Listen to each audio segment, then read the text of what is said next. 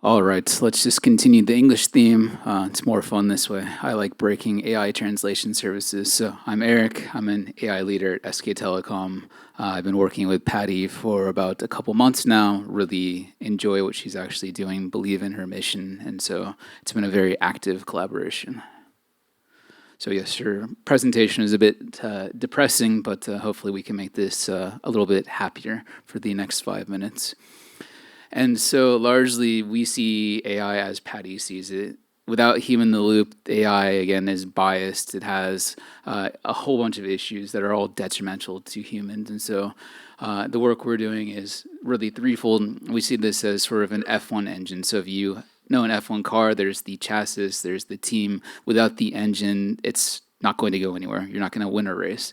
And so if you look at this largely, if you take a general purpose approach, you can't solve really any problems. It's the master of, or jack of all trades, master of none. And so we're very focused on domain specifics. We focus on the telco domain. We've been focusing on very domain-specific approaches.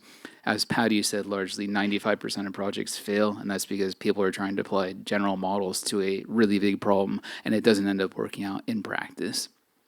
And so our methodology, I think models are becoming commoditized. Anyone can use OpenAI, anyone can use Google, that's perfectly fine. For us, small models are sort of the wave of the future. NVIDIA said the same thing many companies have. Small models mean you can iterate faster. You can also control the data. So again, models are being commoditized. If you control the data, that gives you a moat. And so we focused a lot on what are our business problems, what are the problems we're trying to solve, how can we build data to actually solve these problems? And so it's sort of flipping it on its script.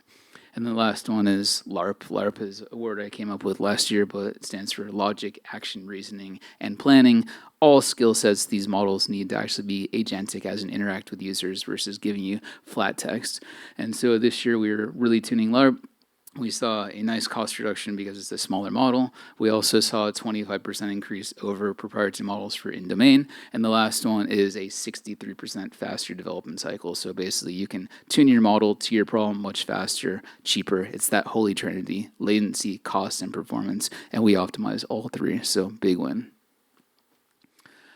So as Pattie was saying, largely this is human loop. The models currently, we're all trained with reinforcement learning from human feedback, so of course they're going to suck up to the user. They're going to optimize for whatever the objective, which is largely, can I get you to use me for longer while having a long chat session?